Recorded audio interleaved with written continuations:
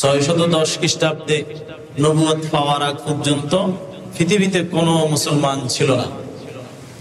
1450 বছরের ব্যবধানে এই পৃথিবীতে মুসলমানের সংখ্যা দাঁড়িয়েছে প্রায় 150 কোটির উপরে। সারা পৃথিবীর এই জনগোষ্ঠীর অন্তত 4-5 ভাগের 1 ভাগ মুসলমান।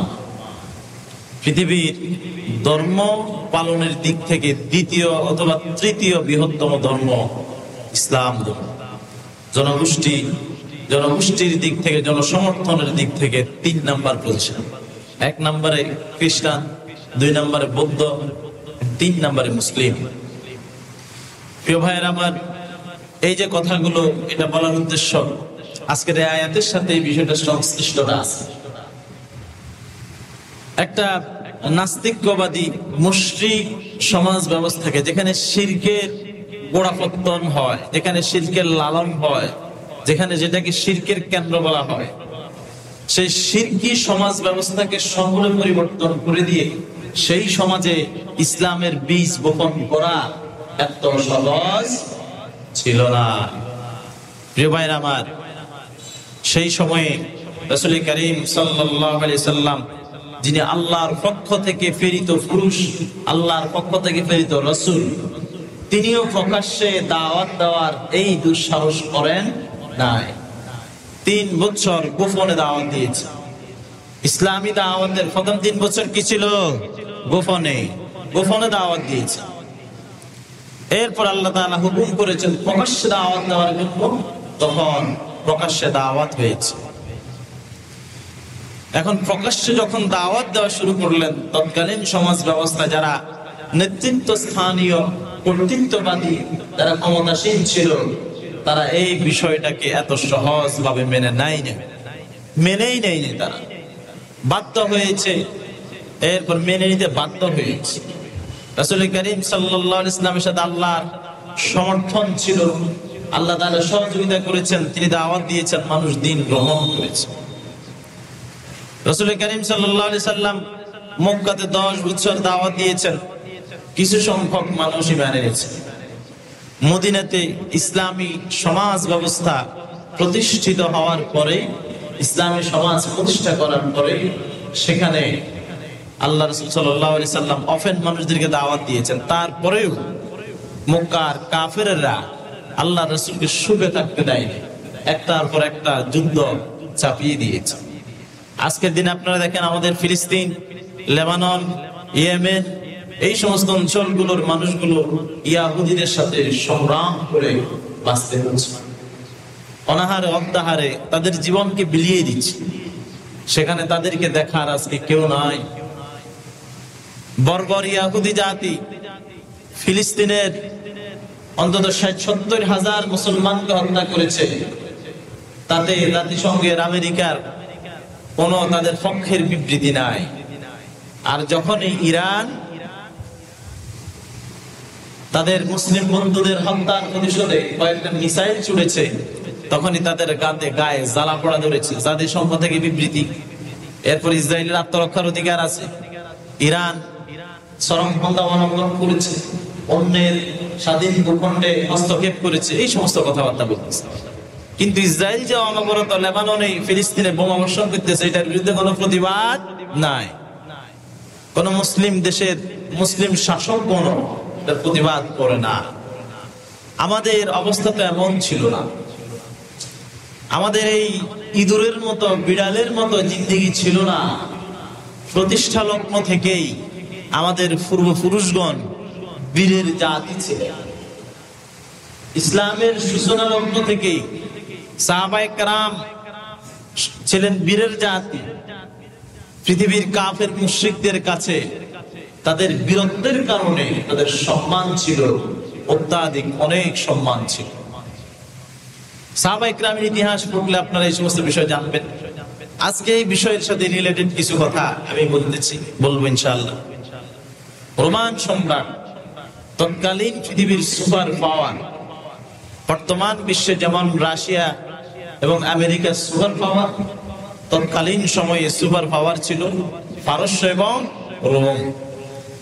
তারা যখন রাসূল করিম সাল্লাল্লাহু আলাইহি সাল্লাম আরব ভূখণ্ডে ইসলামের দাওয়াত দেওয়ার পরিসমাপ্ত হওয়ার পরে, ইসলামের দাওয়াত যখন শেষ হয়েছে, তারপরে তিনি রোমানদের কাছে, পারসিকদের কাছে দ্বীনের দাওয়াত নিয়ে পত্র প্রেরণ করেছেন। তখন তারাও ইসলামের বিরুদ্ধে ষড়যন্ত্র শুরু করেছে। বিভিন্ন সময় বিভিন্ন যুদ্ধ হয়েছে, মুতার যুদ্ধ, তাবুকের যুদ্ধ। এই যুদ্ধগুলো আল্লাহ রাসূলের জামানাতেই হয়েছে। হযরত আবু বকর সিদ্দিক রাদিয়াল্লাহু তাআলা আনহুর সময় রিদ্দার যুদ্ধ, সর্বশেষ হযরত ওমর রাদিয়াল্লাহু তাআলা আনহুর সময় চূড়ান্ত যুদ্ধগুলো হয়েছে। আর সেই যুদ্ধগুলোর মাধ্যমে তাদেরকে পরাজিত করে এই সমস্ত অঞ্চলে ইসলামের পতাকাকে উড্ডীন করা হয়েছে। এই যুদ্ধগুলোর সময় রোমান এবং পারস্য সম্রাটদের মুসলমানদের প্রতি তাদের বীরত্বের যে গাথা, তাদের বীরত্ব সম্পর্কে আইডিয়া হয়েছে, ধারণা হয়েছে, এরা হেরে যাওয়ার জাতি নয়। এই মুসলিমরা কি জাতি নয়? হেরে যাওয়ার জাতি নয়, পরাজয় বরণ করার জাতি। এরা এত জাঁকজমক, এরপরে এত জৌলুস, এগুলাতে নাই, কিন্তু তাদের ধর্ম প্রচারে, দ্বীন প্রচারে তারা অনন্ত প্রহরী ভূমিকা পালন। প্রত্যেকটা সাহাবী, প্রত্যেকজন ইসলামিক মুজাহিদ, প্রত্যেক সেনাপতি তাদের বীরত্ব গাথা দিয়ে ইমানের দীপ্ততার সঙ্গে কাফেরদের সাথে যুদ্ধ করেছে, ইসলামের পতাকাকে সমুন্নত করেছে। রোম সম্রাট ছিলেন হিরাক্লিয়াস। তিনি মুসলিম যোদ্ধাদের ব্যাপারে, সাহাবীদের ব্যাপারে তার ধারণা ছিল এরা খুবই দুঃসাহসী, খুবই উচ্চ ব্যক্তিত্ব সম্পন্ন। তার এই ধারণা ছিল। ধারণা প্রমাণ করার জন্য তিনি একবার তার সৈন্যদেরকে বললেন, যদি কোনো মুসলিম সৈন্য, কোন সেনাপতি বন্দী হয়, তাকে আমার কাছে নিয়ে আসবে, তার সাথে আমি কথা বলবো, তাদের ব্যক্তিত্ববোধ, কথাবার্তা, চাল চলন এগুলা দেখব। যেমন কথা তেমন কাজ। পারস্য রোমদের সাথে এক যুদ্ধে তাদের সেনাদের হাতে বন্দী হয়েছেন হযরত আবু হুযাফা আস-সাহামী রাদিয়াল্লাহু তাআলা। হযরত আবু হুযাফা আস-সাহামী রাদিয়াল্লাহু তাআলা আনহু রোম সম্রাটের সৈন্যবাহিনীর হাতে গ্রেফতার হলেন। গ্রেফতার হওয়ার পর এই কথা, এই খবরটা রোমান সম্রাটের কাছে পৌঁছানো হলো যে একজন মুসলিম সেনাপতি সহ কয়েকজন মুসলিম সৈন্যকে গ্রেফতার করা হয়েছে। রোমান সম্রাট নির্দেশ করলেন সেই মুসলিম সেনাপতিকে আর মুসলিম সৈন্যদেরকে আমার কাছে নিয়ে আসো, তাদের সাথে আমি কথা বলবো, তাদের সাথে আমার কথা আছে, তাদেরকে আমার কাছে নিয়ে আসো। হযরত আবু হুযায়ফা আস-সাহাবী রাদিয়াল্লাহু তাআলা আনহুকে রোমান সম্রাটের সামনে উপস্থিত করা হলো। রোমান সম্রাটের সামনে উপস্থিত করার পরে রোমান সম্রাট হযরত আবু হুযায়ফা আস-সাহাবী রাদিয়াল্লাহু তাআলা আনহুর সাথে বিভিন্ন বিষয়ে কথা বললেন।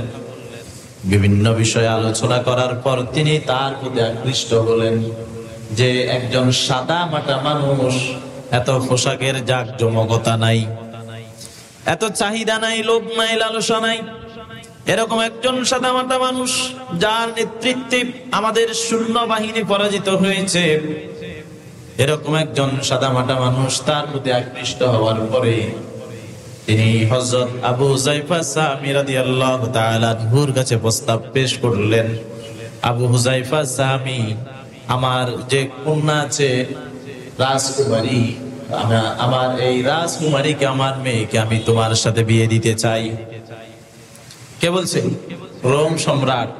তার মেয়েকে কার কাছে বিয়ে দিবে? হযরত আবু হুযায়ফা আস-সাহাবী, হযরত হুযায়ফা আস-সাহাবী রাদিয়াল্লাহু তাআলা আনহুর কাছে তার মেয়ে বিয়ে দেওয়ার জন্য প্রস্তাব করলেন। প্রস্তাব করার পরে তিনি শর্ত দিলেন, আমার মেয়েকে বিয়ে করতে হলে তোমাকে ইসলাম ধর্ম ত্যাগ করতে হবে, ইসলাম ধর্ম ত্যাগ করে খ্রিস্টান হয়ে যেতে হবে, আর যদি খ্রিস্টান হয়ে যাও তখন আমি আমার মেয়েকে তোমার কাছে বিয়ে দেব। হযরত আবু হুযায়ফা আস-সাহাবী রাদিয়াল্লাহু তাআলা আনহু এই দাবিটাকে তিনি তীব্রভাবে প্রত্যাখ্যান করলেন। তার এই প্রস্তাবটাকে তিনি প্রত্যাখ্যান করলেন, গ্রহণ করলেন না। এরপরে রোম সম্রাট আরেকবার তাকে লালুচ দেখালেন, লোভ দেখালেন। আমি আমার এই রাজ্যের আমার সম্পত্তির অর্ধেক সম্পত্তি তোমাকে দান করে দেব, আমার মেয়েকেও তোমাকে বিয়ে দেব।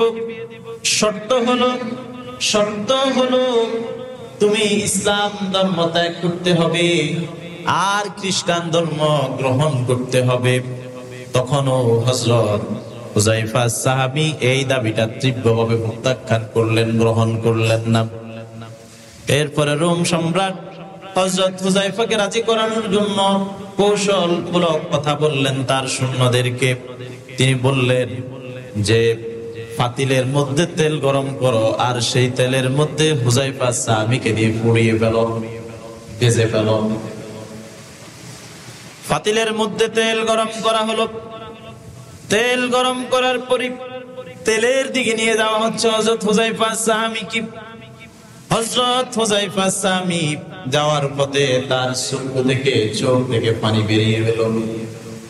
চোখ থেকে যখন পানি বের হলো, রোম সম্রাটেরা, রোম সৈন্যরা, রোমক সৈন্যরা তারা সম্রাটের কাছে খবর পৌঁছালো, সম্রাট মনে হয় আমাদের প্রস্তাব সে মানবে, কারণ ভয়ে কান্না করতেছে। তখন সম্রাটের কাছে তাকে আর একবার নিয়ে যাওয়া হলো। নিয়ে যাওয়ার পরে বলল, ভয়ের কোনো কারণ নাই, আমাদের এই প্রস্তাব তুমি মেনে নিলে তোমাকে হত্যা করা হবে না। হযরত আবু হুযায়ফা সাহাবী বলেন, নূরে রোমান সম্রাট শুনে রাখো, রোমান সম্রাট শুনে রাখো, আমাকে তেলের মধ্যে দিয়ে গরম করে হত্যা করবে এই ভয়ে আমি কান্না করতেছি না। আমি কান্না করতেছি সেই জন্য এই দুনিয়াতে আল্লাহ তাআলা আমাদেরকে স্বল্প হায়াত দিয়ে একটা মাত্র প্রাণ দিয়ে এই দুনিয়াতে পাঠালেন।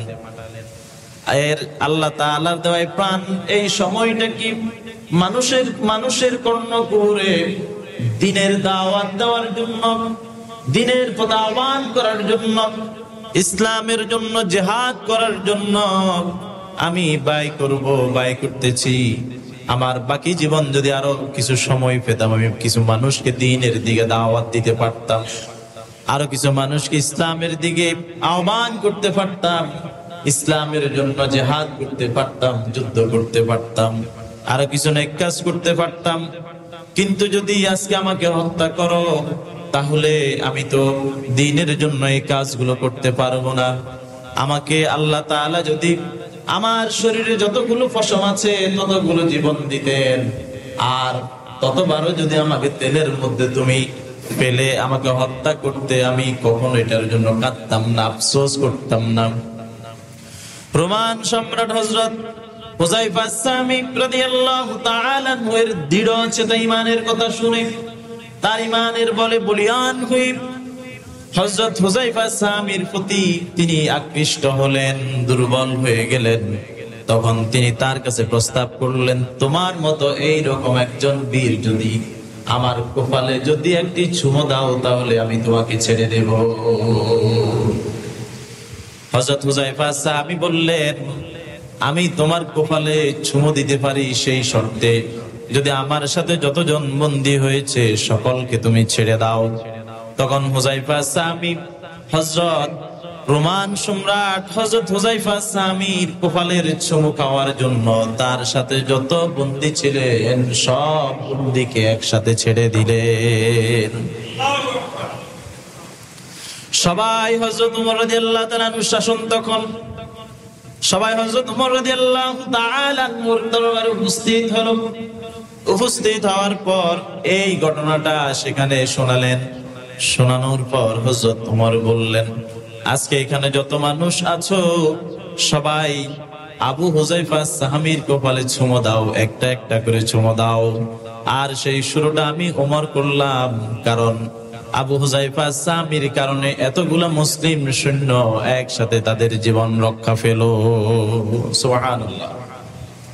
এই যে লোভের কাছে, সম্পদের কাছে, প্রাচুর্যের কাছে তারা কখনো মাথা নত করেন নাই, আত্মসমর্পণ তারা করেন, বরং ইসলামকে প্রতিষ্ঠিত করার জন্য, ইসলামের দাওয়াত দেওয়ার জন্য তারা তাদের সবকিছু ব্যয় করেছেন, সবকিছু বিলীন করেছেন।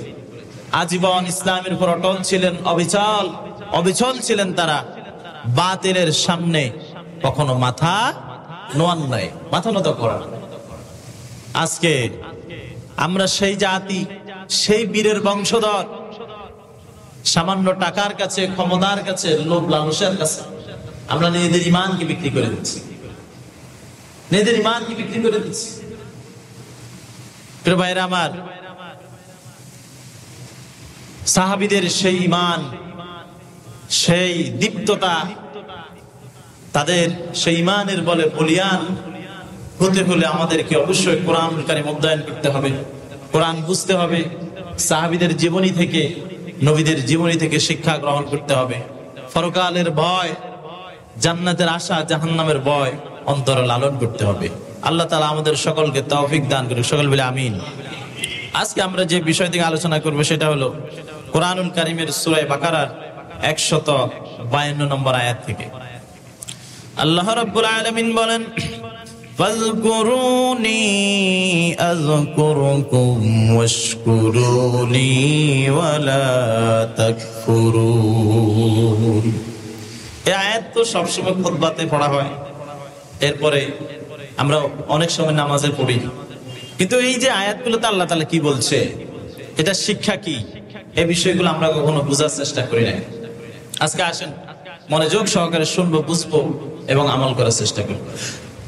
আল্লাহ রাব্বুল আলামিন বলেন, ফাযকুরুনি, তোমরা আমাকে স্মরণ করো, ফাযকুরুনি, তোমরা যদি আমাকে স্মরণ করো, ওয়াশকুরুকুম আযকুরুকুম, আমি তোমাদেরকে স্মরণ করব। ফাযকুরুনি, তোমরা যদি আমাকে স্মরণ করো, আযকুরুকুম, আমি তোমাদেরকে স্মরণ করব। ওয়াশকুরুলি, আমার যে নেয়ামতগুলো আমি তোমাদেরকে দান করেছি, ওয়ালা, তার কৃতজ্ঞতা জ্ঞাপন করো, ওয়ালা তাকফুরুন, তার কুফরি করো না। এটা হচ্ছে সরল অনুবাদ। ফাযকুরুনি, তোমরা আমাকে স্মরণ করো, আযকুরুকুম, তাহলে আমিও তোমাদেরকে স্মরণ করব। ওয়াশকুরুলি, আমি তোমাদেরকে যে নিয়ামতগুলো দিয়েছি, আমার সেই নিয়ামতগুলোর জন্য কৃতজ্ঞতা জ্ঞাপন করো, ওয়ালা তাকফুরুন, এর কুফরি করো না, অকৃতজ্ঞ হয়ে না। এখন কখন স্মরণ করবো আল্লাহকে? হযরত হাসান বসরি রাদিয়াল্লাহু রাহমাতুল্লাহ আলাইহি বলেন, আল্লাহকে স্মরণ করার মানে হলো যথাসময়ে ফরজিয়াত হুকুমগুলো যথাসময়ে পালন করতে হবে, ফরজগুলো পালন করার মাধ্যমে আল্লাহকে স্মরণ করতে হবে। ফাযকুরুনি, ফরজ হুকুমগুলো পালনের মধ্য দিয়ে যদি আল্লাহকে স্মরণ করো, আল্লাহ তাআলা যে বলছেন আযকুরুকুম, আমি তোমাদেরকে স্মরণ করব, আল্লাহর সেই স্মরণটা হলো তোমাদের গুনাহগুলো মাফ করার মাধ্যমে আল্লাহ তাআলা তোমাদেরকে স্মরণ করবেন। তোমরা আল্লাহর ফরজ হুকুমগুলো পালনের মধ্য দিয়ে আল্লাহকে স্মরণ করো, আর তোমরা তোমাদের ইচ্ছায় অনিচ্ছায় ভুলে ভালে যে গুনাহগুলো করে ফেলছো, সেগুলো ক্ষমা করার মাধ্যমে আল্লাহ তাআলা তোমাদেরকে স্মরণ করবেন। এটা হচ্ছে একটা ব্যাখ্যা, একটা তাফসীর। জীবনের প্রতিটা মুহূর্তে, প্রতিটা কদমে একজন মুমিন, একজন মুসলমান, একজন ঈমানদার জীবনের সার্বক্ষণিক দিন আল্লাহকে স্মরণ করবেন। যখন বিপদ সামনে উপস্থিত হবে, স্মরণ করব কাকে? আরো জোরে বলতে হবে, কাকে স্মরণ করব? বিপদের সময় স্মরণ করব আল্লাহকে। মামলায় পড়েছেন, স্মরণ করতে হবে আল্লাহকে, সাহায্য চাইতে হবে আল্লাহকে। অসুস্থ হয়েছি, স্মরণ করতে হবে আল্লাহকে। সন্তানাদি হয় না, স্মরণ করতে হবে আল্লাহকে। চাইতে হবে কার কাছে? না মাজারের কাছে? মাজার সন্তান দিতে পারে? দিতে পারবে? মাজারওয়ালা যদি আপনাকে সন্তান দিতে পারতো, তো দুনিয়াতে তো কেউ মরতে চায়? সে তো দুনিয়াতে জীবিতই থাকতো, ঠিক না? সে যদি নিজের জন্য কিছু করতে পারতো, তাহলে সে তো মৃত্যুবরণ করতে চাইতো না। সে কিছু পারে না দেখিয়ে তো, আল্লাহর হুকুমের মুখাপেক্ষী দেখিয়ে তো মৃত্যুবরণ করে কবরের মধ্যে শুয়ে আছে। আর সেখানে যে আমরা চাই আল্লাহ, সে মাজারওয়ালার কাছে সন্তান চাই, রিজিক চাই, চাকরি চাই। এখন আলহামদুলিল্লাহ এগুলো অনেকটা কমেছে, এক সময় এগুলা অ্যাভেলেবেল ছিল, অনেক বেশি ছিল এক সময়। প্রিয় ভাইয়েরা আমার, বিপদে মুসিবতে স্মরণ করতে হবে আল্লাহকে। সন্তানাদি নাই, স্মরণ করতে হবে আল্লাহকে। চাকরি নাই, স্মরণ করতে হবে আল্লাহকে। আল্লাহর কাছে চাইতে হবে, আর চেষ্টা করতে হবে কিভাবে ওভারকাম করা যায়, চাকরি কিভাবে পাওয়া যায়, আল্লাহর পক্ষ থেকে সহযোগিতা চাইতে হবে। আপনার সন্তান কথা শোনে না, তাকে দ্বীন শিক্ষা দিতে হবে, আর আল্লাহর কাছে দোয়া করতে হবে, আল্লাহকে স্মরণ করতে হবে। জীবনের প্রত্যেকটা মুহূর্তে, প্রত্যেকটা কাজে যদি আমরা আল্লাহকে স্মরণ করি, আল্লাহ রাব্বুল আলামিন আমাদেরকেও স্মরণ করবেন, আমাদের সকল চাহিদা পূরণ করবেন। আল্লাহর নবী বলেছেন, কোন বান্দা যদি আল্লাহর দিকে এক বিগত পরিমাণ এগিয়ে যায়, আল্লাহর রহমত তার দিকে এক হাত পর্যন্ত এগিয়ে আসে। কোন বান্দা যদি আল্লাহর দিকে এক হাত অগ্রসর হয়, আল্লাহর রহমত তার দিকে এক গজ অগ্রসর হয়।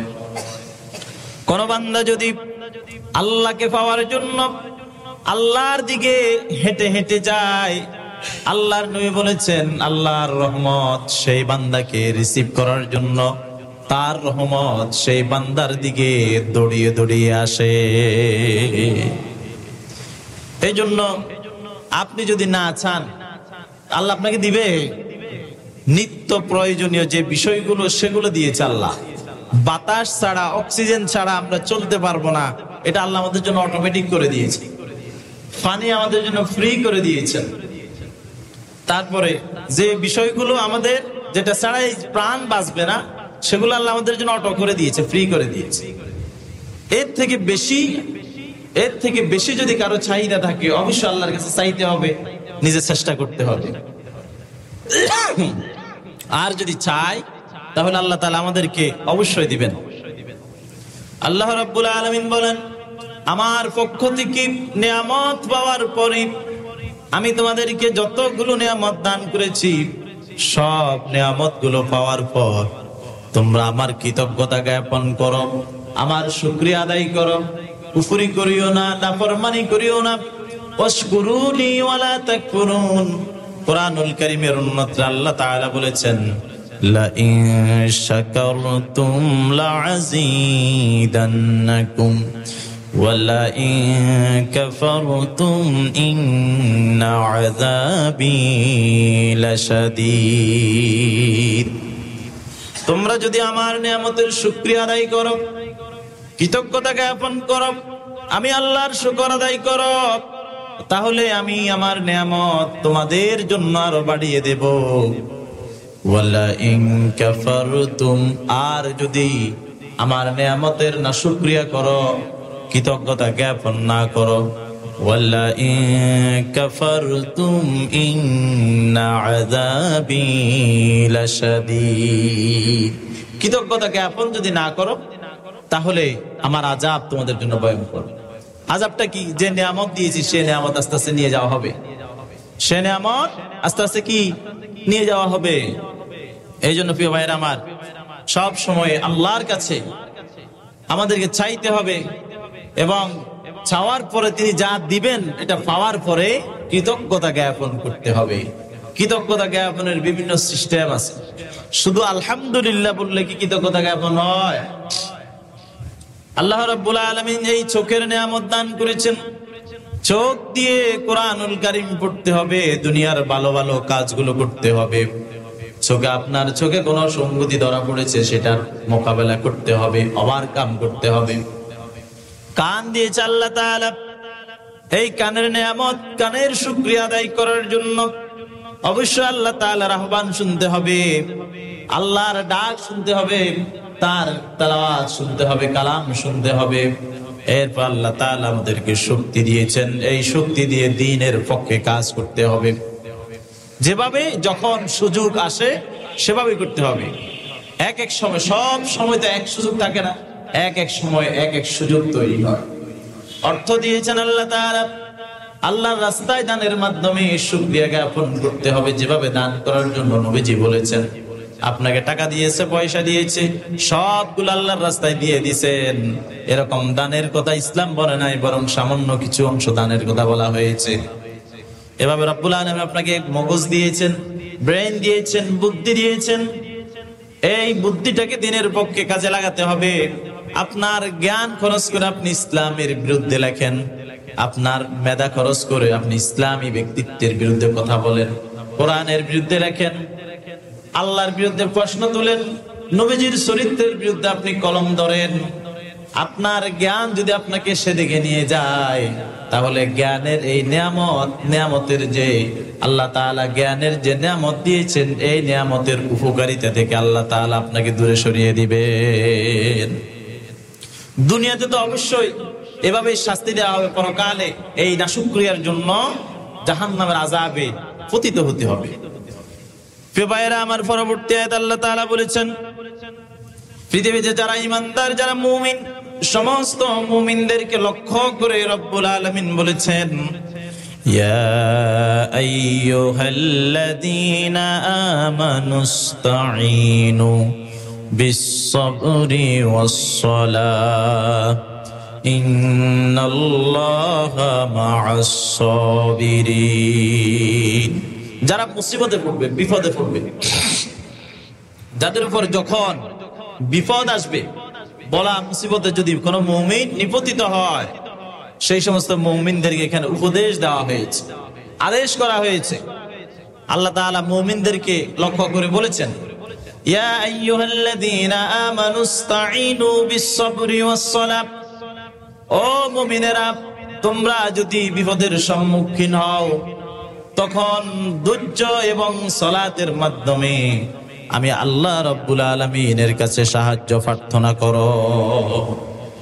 সবর এবং সালাত হাদিস শরীফে এসেছে, আমাদের প্রিয় নবী মুহাম্মদুর রাসূলুল্লাহ সাল্লাল্লাহু আলাইহি ওয়াসাল্লাম যখন তার সামনে যখন কোনো বিপদ আসতো, কোনো বিপদ উপস্থিত হলে, কোনো দুঃসংবাদ শুনলে, সাহাবায়ে কেরাম কোথাও আক্রান্ত হয়েছেন, এই সংবাদ তার কানে আসলে কোনো কথা ছাড়া, কোনো কাজ ছাড়া নামাজের মধ্যে দাঁড়িয়ে যেতেন, নামাজ পড়ে আল্লাহর কাছে দোয়া করতেন, নামাজ আর তিনি ধৈর্য ধরতেন। সাহাবায়ে কেরামকে ধৈর্য ধারণের পরামর্শ দিয়েছেন, উম্মতদেরকে ধৈর্য ধারণের পরামর্শ দিয়েছেন। এই জন্য বড় হোক বিপদ হোক, আপনি আমি অসুস্থ হয়েছি, হাই হুতাশ না করে, তাড়াহুড়া না করে, অবশ্যই এটা ওভারকামের জন্য, নিরসনের জন্য চেষ্টা করতে হবে।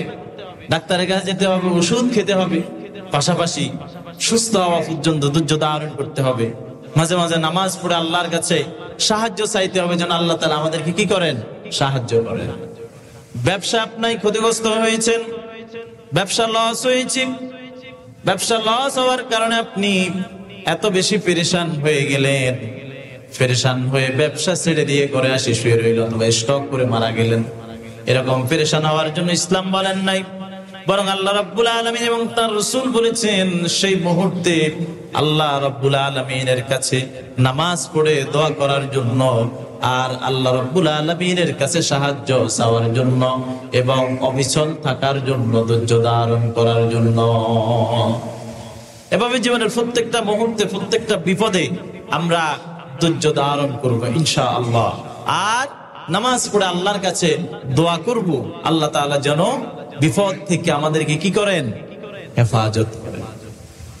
প্রিয় ভাইয়েরা আমার, যেই সমস্ত ব্যক্তিরা নামাজ এবং সবরের মাধ্যমে, ধৈর্যের মাধ্যমে আল্লাহর কাছে সাহায্য চাইবে, আল্লাহ তাআলা সেই সমস্ত বান্দাদেরকে বলেন, ইন্নাল্লাহা মা'আস-সাবিরিন। ও আমার বান্দারা, যদি ধৈর্য ধরতে পারো, আমি যেভাবে শিখাইছি সেভাবে যদি করতে পারো, তাহলে জেনে রাখো অবশ্যই আমি তোমাদের সাথে আছি। অবশ্যই আমি আল্লাহ ধৈর্যশীলদের সাথে আছি। আল্লাহ কাদের সাথে আছেন?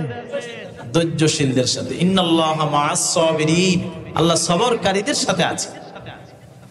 ভাইরা আমার, দ্বীন প্রতিষ্ঠার জন্য, ইসলাম প্রতিষ্ঠার জন্য, ইসলামের পক্ষে, ইনসাফের পক্ষে, ন্যায়ের পক্ষে যেই সমস্ত ব্যক্তিরা, যেই সমস্ত ঈমানদাররা তাদের জীবনকে বিসর্জন দেয়, তাদের জীবনকে ত্যাগ করে, তাদের জীবনকে দান করে, আল্লাহ রাব্বুল আলামিন সেই সমস্ত ব্যক্তিদের সম্পর্কে আমাদের সকলকে উপদেশ দিয়েছেন, ওয়ালা তাকুলু লিমান ইউকতালু ফি সাবিলিল্লাহি আমওয়াত বাল আহইয়াউ ওয়ালাকিন লা তাশউরুন। দ্বীনের জন্য সংগ্রাম করে, দ্বীনের জন্য লড়ে কথা বলে যে সমস্ত ব্যক্তিরা তাদের জীবনকে বিলিয়ে দেয়, তাদের জীবনকে দান করে, সেই সমস্ত ব্যক্তিদের কি তোমরা ওয়ালা তাকুলু লিমান ইউকতালু ফি সাবিলিল্লাহি আমওয়াত, সেই সমস্ত মানুষদেরকে তোমরা এই কথা বলিও না এই সমস্ত মানুষগুলো মারা গেছে। দ্বীনের জন্য যাদেরকে অন্যায়ভাবে হত্যা করা হয়েছে, শুধুমাত্র ইসলামী আদর্শ লালন করে, ইসলামী আদর্শ পালন করে প্রতিষ্ঠা করার চেষ্টা করে, সেই সাহাবায়ে কেরামের যুগ থেকে আজকের নামাজ পড়ার কারণে, সত্য কথা বলার কারণে কোন ইমানদার যদি বাতিলের হাতে জীবন দেয়, আল্লাহ রাব্বুল আলামিন স্বয়ং তার বান্দাদেরকে উপদেশ দিয়েছেন, ও বান্দারা আমার এই বান্দাগুলোকে তোমরা মৃত বলিও না। এরা কি নয়? মৃত নয়, বরং বাল আহইয়াউ ওয়ালাকিন লা তাশউরুন, বরং তারা জীবিত, জান্নাতে আল্লাহর নাজ নেয়ামত তারা ভোগ করে, সেটা আমি আর আপনি অনুধাবন করতে পারি না, আমি আর আপনি সেটা দেখি না। অবশ্যই তারা কি জীবিত। আল্লাহর বাসায় যে সমস্ত বান্দারা আল্লাহর জন্য, আল্লাহর রাহে, আল্লাহর পথে জীবন দান করে, তারা হচ্ছে জীবিত, বরং আমি আর আপনি দেখি না। এই জন্য তাদেরকে বলতে হবে শহীদ। দ্বীনের জন্য যারা জীবন উৎসর্গ করে তাদেরকে কি বলতে হবে? শহীদ। আল্লাহ রাব্বুল আলামিন পরবর্তী আয়াতে বলেন, ইসলামের জন্য যারা কাজ করবে, বর্তমান দৃষ্টান্ত হলো ফিলিস্তিন। বর্তমান দৃষ্টান্ত হলো ফিলিস্তিন, চীনের উইগুর প্রদেশের মুসলমান, কাশ্মীরের মুসলমান, এরপরে লেবাননের মুসলমান, সাতামাম পৃথিবীর বিভিন্ন অঞ্চলের মুসলমান, একটা সময় বাংলাদেশের মুসলমানও এখন যে আয়াত বলবো এই আয়াতের আমল ছিল তাদের মধ্যে, যে ইসলামী হুকুমত প্রতিষ্ঠার স্বপ্ন যারা দেখে, ইসলামের জন্য ভূখণ্ডকে স্বাধীন করার স্বপ্ন যারা দেখে, কোরআনের আইন বাস্তবায়নের স্বপ্ন যারা দেখে, তামাম পৃথিবীর মানুষের কাছে তাওহীদের বাণী পৌঁছে দেওয়ার স্বপ্ন যারা দেখে, যারা মানুষের কাছে দ্বীনের দাওয়াত দেয়, সেই সমস্ত দায়ীরা দ্বীনের দাওয়াত দেওয়ার অপরাধী, তাদেরকে বাতিল কর্তৃক, ইসলাম বিদ্বেষী শক্তি কর্তৃক তাদেরকে বিভিন্নভাবে আক্রান্ত হতে হয়েছিল। সেই সময়ও হয়েছিল, এখনো হচ্ছে, ভবিষ্যতেও হবে। রাসূলের জামানায় আল্লাহ রাসূল সাহাবায়ে কেরামদেরকে নিয়ে শেবা আবু তালিবের মধ্যে 3 বছর সেখানে অবরুদ্ধ ছিলেন। বর্তমান জেলখানাতে আপনি অসুস্থ হলে ডাক্তারের কাছে নিচ্ছে, চিকিৎসা করানো হচ্ছে, আপনাকে রুটিন মেপে 3 বেলা খাবার দেওয়া হচ্ছে, এরপরে আপনার বিভিন্ন চাহিদা পূরণ করা হচ্ছে। কিন্তু শিবা আবু তালিব এমন একটা কারাগার ছিল, এমন একটা জেলখানা ছিল, যেই কারাগারের মধ্যে বাহির থেকে কোনো খাবার দাবার যেন না পৌঁছাতে পারে সেই ব্যবস্থাও তারা করে রেখেছে। চিকিৎসা তো পরের কথা, বাহির থেকে যেন কোনো খাবার সেখানে না পৌঁছে। স্বয়ং রাসূল করিম সাল্লাল্লাহু আলাইহি ওয়াসাল্লাম এবং তার পত্নীগণ, তার সাহাবীগণ সবাই এমন পরিস্থিতির মুখোমুখি হয়েছে যে খাবার গুলো যখন শেষ হয়েছে, ওটের চামড়া খেয়েছে, চামড়া যখন শেষ হয়েছে, সকল ধরনের খাবার যখন শেষ, গাছের বাগল তারা খেয়েছে, গাছের পাতা খেয়েছে। ইতিহাসের মধ্যে লেখা হয়েছে আল্লাহর নবীর পায়খানা মোবারক ছাগলের গুটির মতো হয়ে গেছে। আপনি দ্বীনের জন্য দাওয়াত দিবেন, ইসলামের জন্য কাজ করবেন, নিজেকে মুসলমান বলে পরিচয় দিবেন, আর বাতিল শক্তি আপনার উপর খেপবে না, আপনাকে বাধা দিবে না। এটা ইমানের দাবি নয়, ইমানের সাথে এই জিনিসটা মানায় না, ইমানের সাথে এটা মানায় না। আপনার দাওয়াত, আপনি যখন দাওয়াত দিবেন, দাওয়াতের মতো যখন দাওয়াত হবে, তখন অবশ্যই ইসরায়েলের মতো বাতিল শক্তি, আমেরিকার মতো বাতিল শক্তি আপনার বিরুদ্ধে অবস্থান করবে। প্রিয় ভাইরা আমার, সমস্যা হলো আমরা তো এত মুসলমান, এখানে কত মুসলমান? উপর নিচে মিলে 1000, অন্তত 1000-এর কাছাকাছি বা তার থেকে একটু কম। ইসলামের জন্য দাওয়াত দিয়েছেন একজনকে গিয়ে, ভাই আসেন ইসলামের ছায়াতলে আসেন, ইসলামী হুকুমত প্রতিষ্ঠার কাজে আমরা আসেন, একটু সময় ব্যয় করি। যদি প্রশ্ন করি, হাত উঠবে না, অধিকাংশ হাত উঠবে। নিজের স্বার্থে, দুনিয়ার স্বার্থে আমরা ব্যস্ত সবাই। চাকরি বাকরি, ব্যবসা বাণিজ্য, নিজের সম্পত্তি, এগুলো নিয়ে ব্যস্ত। অন্যকে ইসলামে দাওয়াত দিতে হবে, রাষ্ট্রীয়ভাবে ইসলাম প্রতিষ্ঠা করতে হবে, এই স্বপ্ন এটা এখন দুঃস্বপ্ন হয়ে গেছে। কথা কি কিছু বুঝতে পারছেন? প্রিয় ভাইরা আমার, দাওয়াত যদি দাওয়াতের মতো না হয়, তো তাহলে আপনাকে পিপিলিকায়ও খোঁচা দিবে না। আর দাওয়াত যদি দাওয়াতের মতো হয়, আপনার অবস্থান যদি অজপাড়া গায়েও হয়, তাহলে আমেরিকা থেকে, ইসরায়েল থেকে আপনাকে টার্গেট করা হবে। আল্লামা ইবনে তাইমিয়া, শাইখুল ইসলাম আল্লামা ইবনে তাইমিয়া রাহিমাহুল্লাহ, তিনি বলেছেন যে হকের উপর কোন দল কোন সময় প্রতিষ্ঠিত আছে, কোন দল আপনার সময় হক, কারা বেশি হকের উপর আছে, সত্যিকার অর্থে কারা ইসলামের জন্য কাজ করে, দ্বীনের জন্য কারা কাজ করে, এই হকপন্থীদেরকে আপনি কিভাবে চিনবেন? হকপন্থীদেরকে চেনার সূত্র হলো, সেই জামানার যেই সমস্ত বাতিলরা যেই সমস্ত হকপন্থীদের বিরুদ্ধে অবস্থান গ্রহণ করবে, সেই হকপন্থীদেরকে, সেই ইসলামিক দলগুলোকে আপনি হক বলে বিবেচিত করবেন। কথা বুঝতে পেরেছেন?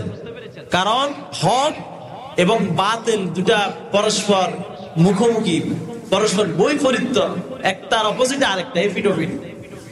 হক এবং বাতিল মুদ্রার এফিডোফিট।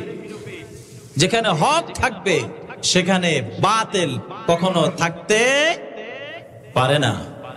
ভাইরা আমার, ইসলামের দাওয়াত দিতে গিয়ে, কোরআন প্রতিষ্ঠার আন্দোলন করতে গিয়ে, ইসলামী হুকুমত প্রতিষ্ঠার আন্দোলন করতে গিয়ে আপনি যদি বাতিলের রোশানলে পড়েন, তখন সেটাকে নিজের উপর, সেই রোশানলে পড়ার কারণে কখনো আপনি ধৈর্য হারা যেন না হন। সেই জন্য আল্লাহ রাব্বুল আলামিন বলেন, ওয়ালা নাবলুওয়ান্নাকুম বিশাইইম মিনাল খাউফি ওয়াল জু'i ওয়া নাকসিম মিনাল আমওয়ালি ওয়াল আনফুসি ওয়াস সামারাত ওয়া বাশশিরিস সাবিরিন।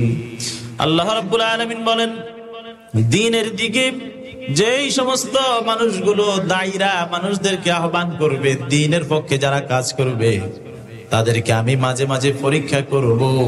ওয়ালা নাবলুওয়ান্নাকুম, তাদেরকে আমি পরীক্ষা করব বিশাইইম মিনাল খাউফি ওয়াল জু'i ওয়া নাকসিম মিনাল আমওয়ালি ওয়াল আনফুসি ওয়াস সামারাত।